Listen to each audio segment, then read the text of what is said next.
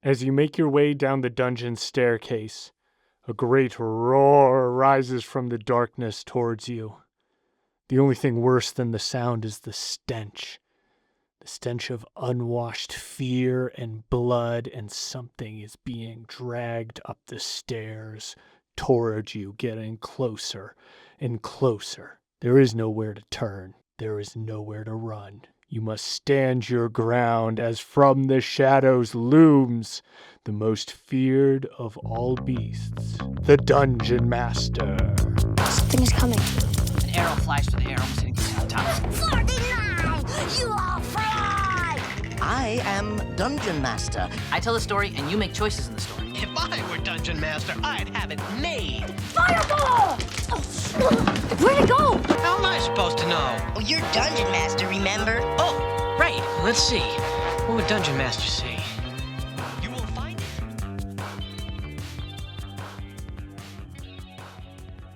Hi, and welcome to DM Theory. My name is Nate. I'm your Dungeon Master, and I'm half the host of this podcast. The other host is my friend James. And we started this podcast because I'm looking for a way to pass some of my knowledge and experience as a Dungeon Master on to people who are interested in the hobby. My goal is to take down some of the barriers that stand between people in this hobby, as well as to expose them to some of the benefits that come from embracing it.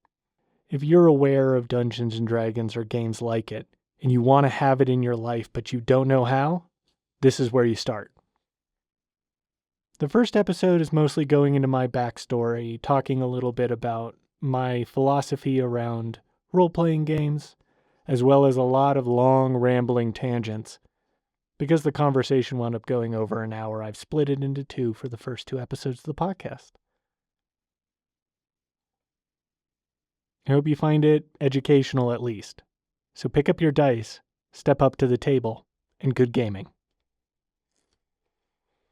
Okay, Nate, so what is your initial experience? What is your first great memory of being a DM or an experience with a Dungeon Master that really sticks out in your mind?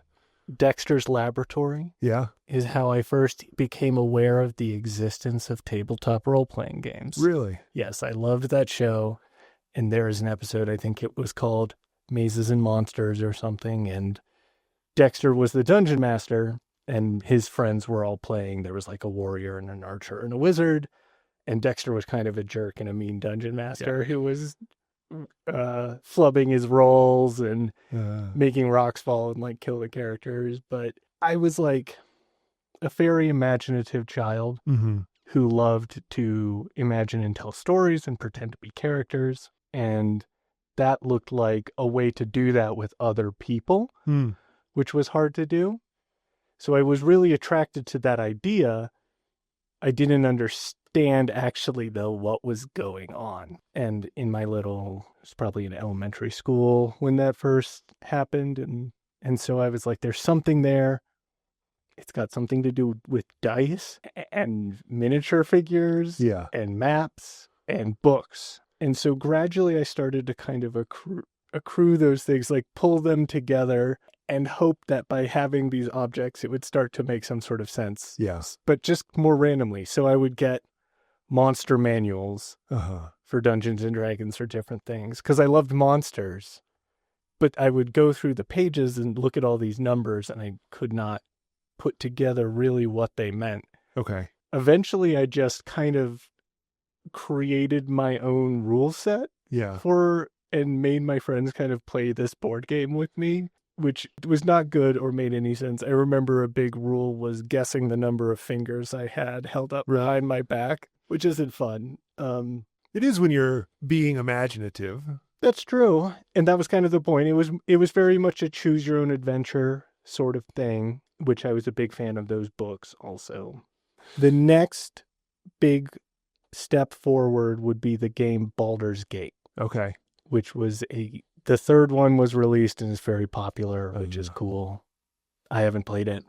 But the first two, I played a lot as a child. And those were, I don't know if they were both second edition. I know Baldur's Gate 2 was second edition Dungeons and Dragons. Okay. And now in a video game format, and I was starting to get a little older, I was able to start to see what it was that was supposed to be happening. Mm. Then I would try to do it with my friends. One of them had some D&D books, but it didn't feel right because I can remember one of my friends trying to play it with me, and I wanted to play a bard, and I wanted to like fight with 2 weapons, but I couldn't do that, and I actually was bad at everything. And then we started the game, and I just like walked into a room, and he said there was a rat. And then I killed the rat, and he rolled on a table and said the rat had a warhammer. And I said, why did the rat have a warhammer? What's going on? And then I just got killed by a ghost, and I was like, this isn't right. Yeah. I'm still not quite getting there. Okay. And then in middle school, in the internet, becoming a bigger part of my life, I found forums Okay. where people were talking about this sort of thing. And people did actual play posts where they would describe after they had played what had happened during their session. Mm. And so now I was seeing a very specific description of what was going on across a variety of systems, how from player and dungeon master point of view. That's a big part of what this podcast, I hope, will be Mm-hmm. for other people, is that same effect of, if you just listen to people talk about it and describe it, it's a lot easier to approach than to just pick up the books and stare at the numbers the way I was doing before. Yeah. Yeah, that's something that I've noticed a lot too, is you need the experience to get into the activity, and that's kind of the weird part. Like in my position, I've always been the one who buys the books and tries to get everything going. And so I've always struggled with not having that experience, that extra added little experience to kickstart the theater of the mind, if you will. Every dungeon master has learned from another dungeon master. Yeah. It's like being a kung fu master that way. You have to go to a mountain. Gary Gygax. Yes, it's an unbroken chain of dungeon masters. But that's pretty much true. Yeah. Just getting into it, where do you even start? Mm-hmm. Watching another person do it, playing with another person, reading someone's experiences or hearing them. Going through those experiences yourself. Yes, that is how you learn how to do it. And part of what I tried to do here is pick apart those different strands so that it's a little less intimidating, Mm-hmm. so that people don't have to do it all at once. You mentioned where your first experience was with Dexter's Lab, of understanding what it was. When did you first act as a DM? And what system were you using for that? I first actually got into that I started with World of Darkness, Okay. which is an edgy gothic vampires and werewolves thing, because I was a Buffy the Vampire Slayer kid, and this was the Buffy the Vampire Slayer game. Okay. And I got one of the rule books, and it was one of those books that came with just one basic rule book was all you needed to start playing. It was a D10 system, which is a system where rather than using lots of dice, you just use 10-sided die. Okay. And then you either are rolling more of them or fewer of them. And that's kind of how it works. So there's less mechanical kind of rules going on behind. It was more approachable, and it was much more about storytelling and things, which is what I was interested in. Okay. And I got 2 of my friends to get in on it with me. I can still, remember that game. I think it was called Road Trip to Florida, and it was really bad. I don't know. I was really into just like unprovoked violence, I guess. So not a lot has changed maybe, but it was pretty gory and violent. Yeah. And we had a really good time. So I started then in high school going to a nearby, there was a local gaming store called Legion Hobbies and Games. And I would go into Legion, and it was in a basement, and there were just some folding tables, wire racks with books on them, counter where you could buy candy. And there would be usually like 3 or 4 high school aged guys just hanging out there most nights, Okay. playing Magic or something. Yeah. And so I would go there with friends to play World of Darkness and also just ask people who were there if they wanted to come play with us, because I just was trying to do it as much as possible, I guess. That wasn't a great idea. It was a great way to learn. Yeah. Yeah. And that will be probably its own story someday about dealing with like really uncomfortable situations at the table and things like that. That's one of the biggest parts that like scares me about being a DM is having, because so one of my first experiences DMing was with the Star Wars Force and Destiny. And I had bought these books and I was really excited about it. I had played in like one Dungeons and Dragons game that was 4th edition. And, you know, I was really excited about it. And one of the players just wanted to kill everything. Mm-hmm. That was that. And it was so frustrating where everybody else at the table is going just like, no. Like, we don't need to kill everybody. Like, we need to play the game. He's like, I want to kill. It's like, okay, well, you're going really far to the dark side here, buddy. Mm-hmm. It made it difficult as a DM to tolerate the game. And it's a situation where there's a lot of tension between human beings, but a feeling of entitlement from a person for their character within the story to behave however they think that would be. Those sort of expectations are a big part of getting the social dynamic of a group right, because there's nothing wrong with that style of play. If you want to kill everything, as long as everyone at the table is on the same page about what you're doing. Yeah. There's also consequences to it where it's like, well, you're in the middle of Coruscant. You know, and you can try, but it's not going to work out well for everybody. And I guess it's its own talk about determining what players are interested in, setting expectations for them in a way that will work. Because I do recognize how, as a DM, it's so frustrating. I've been in that situation of like, one player is not happy with the way things are going. They want to do things their way. Mm-hmm. Everyone else at the table wants to do things a different way. And I'm just there in the middle trying to tell a story that accommodates everybody, but they're not making it easy for me. But I'm a firm believer that like there are no problem players, just situations that are causing friction and tension, usually because of that distance, because there is a big space between the character and the player. Mm. And that space can cause problems because people make decisions in one area or another that affects the other. Mm. So sometimes players make decisions as a character and it causes tensions at the table because then as a player, they're not being a team player. They're not, going along. Or because there are tensions at the table, one person's feels annoyed with the other person, and then the DM kills everybody because his girlfriend broke up with him or something. That's not a story I could relate to. Teasing apart those issues and trying to address problems between people without stepping into the game to deal with it. And then only allowing those problems to exist within the game when there is no friction in that area at the table. Sometimes you just have to, in that session, hold on and go through it. If things get really bad, you can just stop it. And it might feel like you are causing a problem when you will do that. The person who is causing this issue at the table, that is a really good way to make it very clear to them how you feel about this. Yeah. They probably do want to play. The discussion needs to be, how do we get it to work together? As a DM, you are not responsible for making sure that everyone at the table acts appropriately.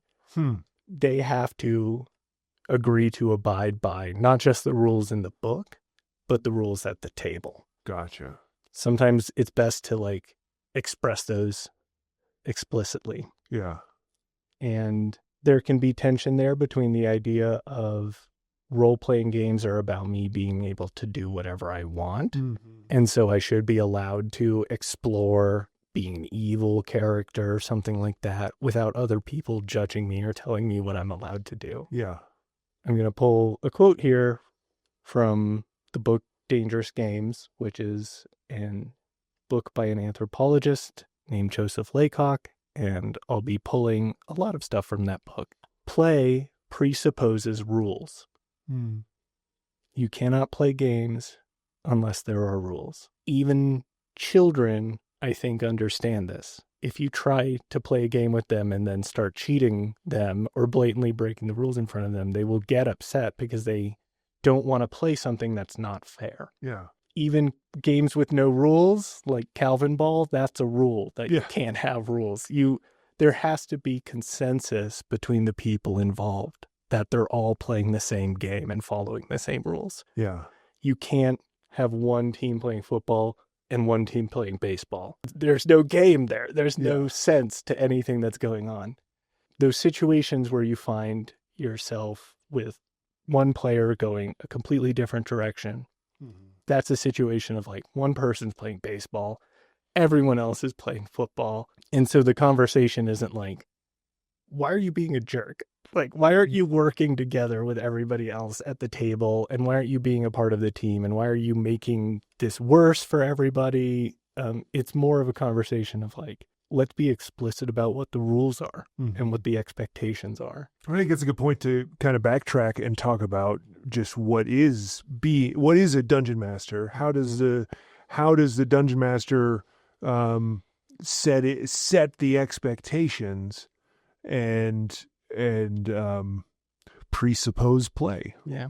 What is a dungeon master is going to be a big question that we're going to explore, because when you look at it from different facets, it's very much a different thing. That's part of why it's something learned from person to person rather than something that could just be easily studied, is because there's a lot of unwritten rules in social situations that aren't being talked about in rule books. There's a lot of things about how to construct a story which are considered something for writers, but not usually, again, part of how you learn. Just learning to play the game mechanically doesn't necessarily teach you how to get players invested, how to give them plot hooks that will keep them moving forward in the story. And people just butt up against that wall. So the dungeon master, if we look at it in one way, in terms of that setting expectations way, they're in a leadership position. And this is a social situation. This is a group of friends who have come together to accomplish a certain thing, to agree to abide by certain rules, in the same way that a group of people who have come to play poker together expect each other to abide by the rules of poker, or else you're not invited to the game.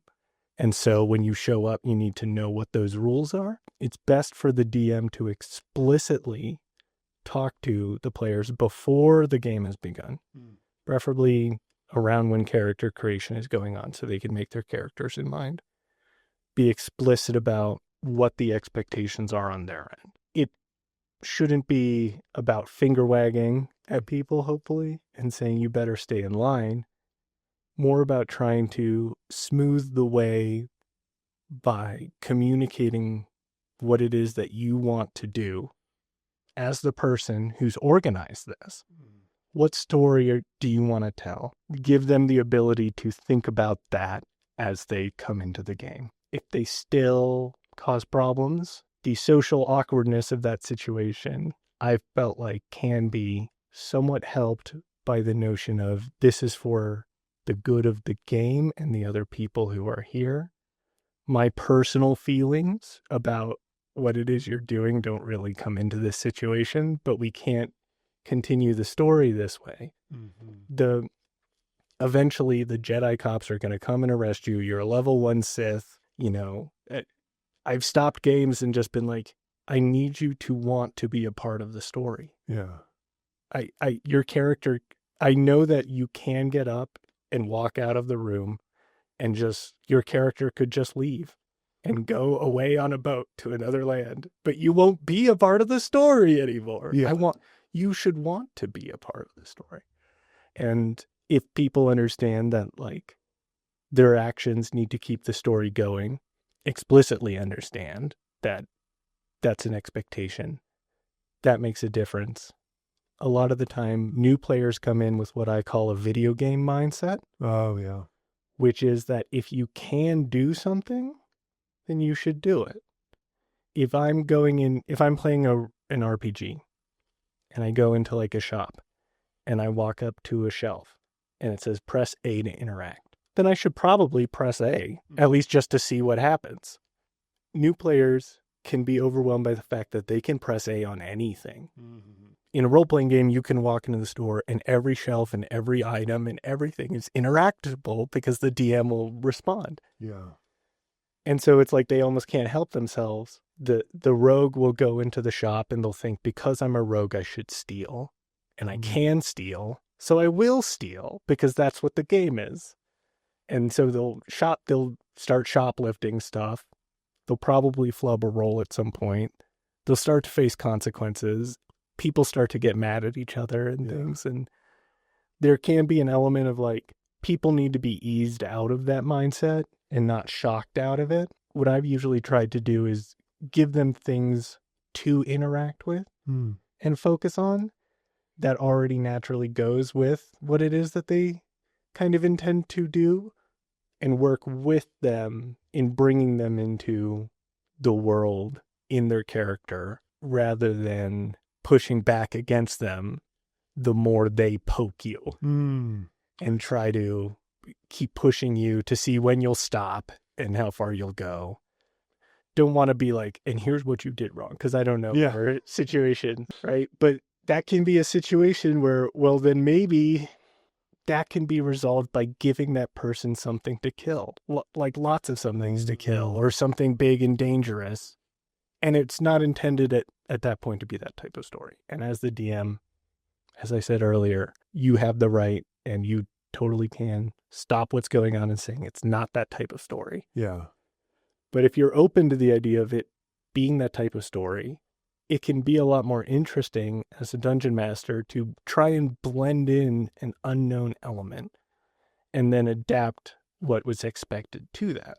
So maybe a game which is supposed to be more diplomatic about communicating or people, it changes genre almost. It becomes a little more space opera and, a giant robot breaks loose or something. And hopefully there's opportunities for the other players to use what's special about their characters, but the person who came in just wanting to murderize, you can always, one of two things, right? Give them a big thing or give them a lot of things. So you could throw 100 stormtroopers at them or a Rancor or something, and then they'll probably be pretty hyped. And if you can incorporate it so that he's not disrupting the party, but instead then his incredibly violent character is advancing the plot with them because they are being protected from all this danger, it can be folded together then. Yeah.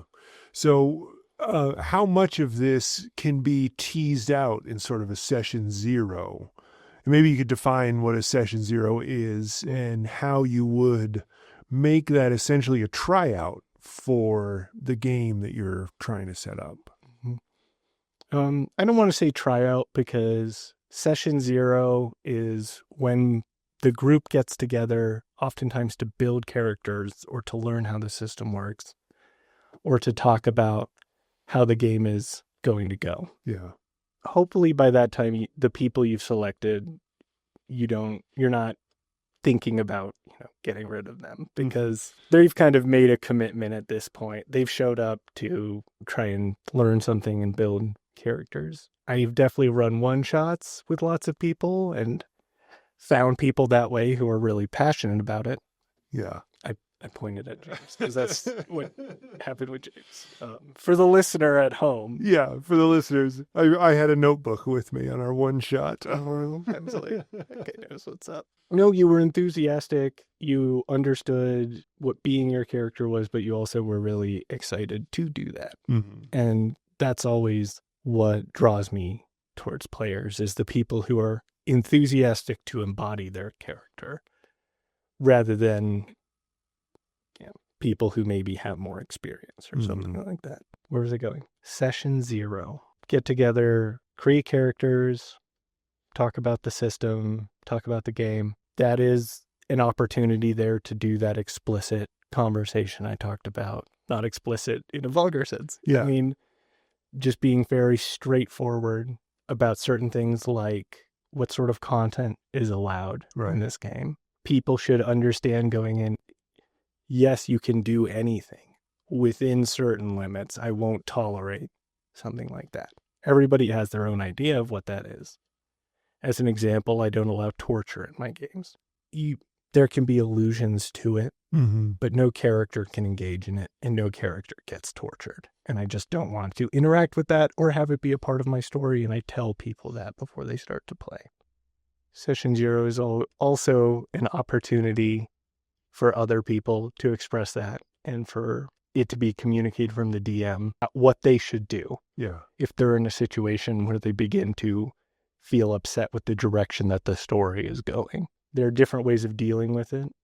If you look online, there are lots of recommendations for how to give a player the ability to kind of stop the game without needing to actually talk about that or make a big deal out of it.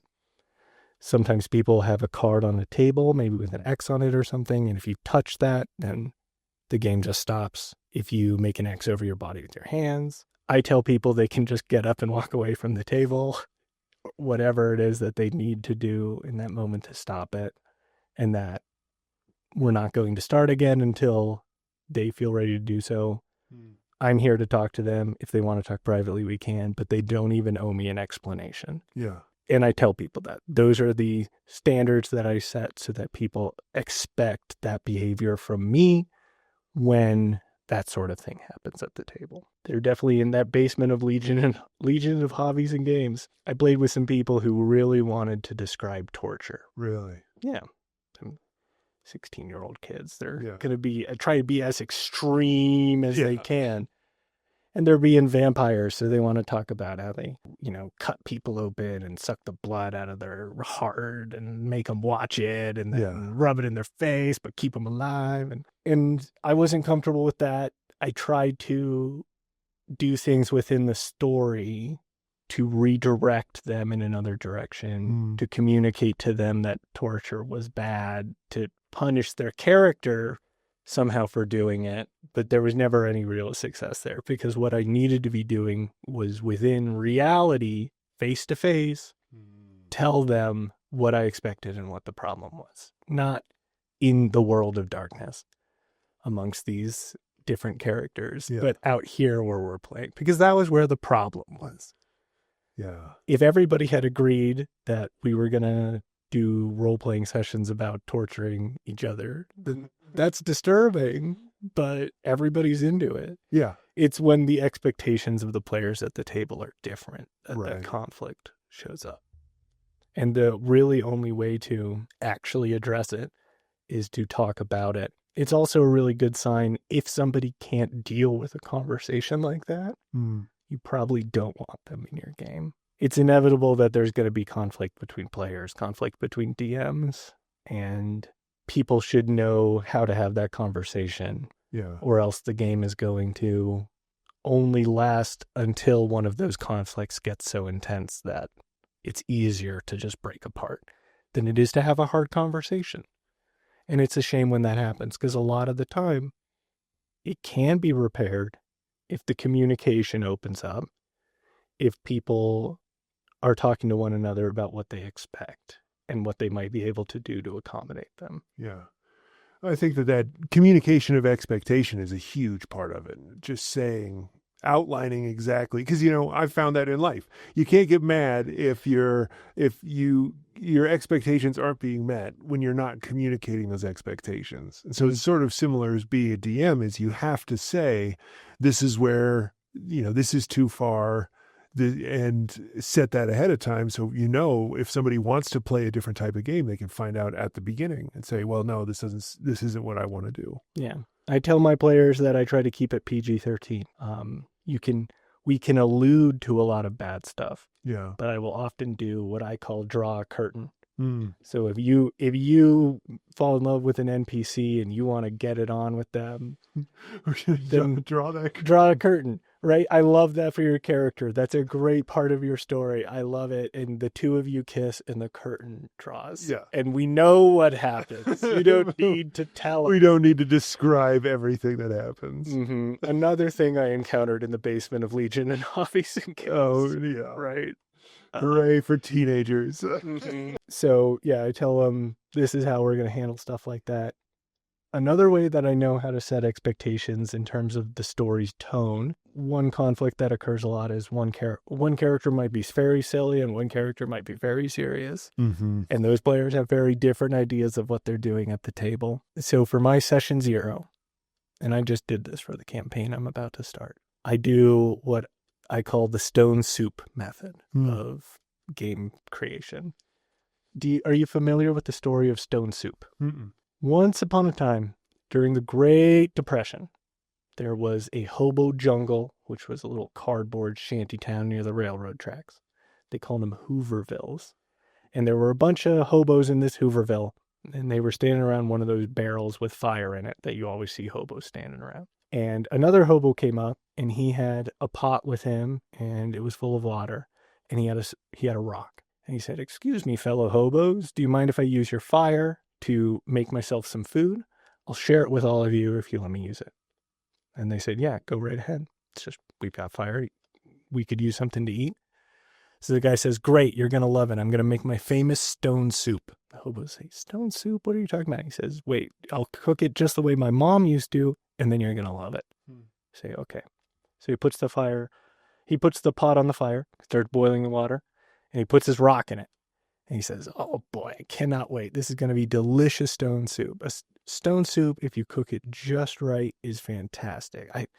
And I'm going to try and cook it just the way my mom cooked it, except we're missing one thing that she always said was a key ingredient. If we just had a little bit of salt, then the stone soup would be just the way my mom used to make it." And one of the hobos speaks up and says, "I've got some salt." He says, "Could we use your salt? Because we're all going to share this. And your salt would make just perfect. It would make it just right." He says, "Okay, yeah, here's the salt." And he says, "Oh, this is great. This reminds me of one time when my mom made it and she put carrots in it, and those carrots were incredible."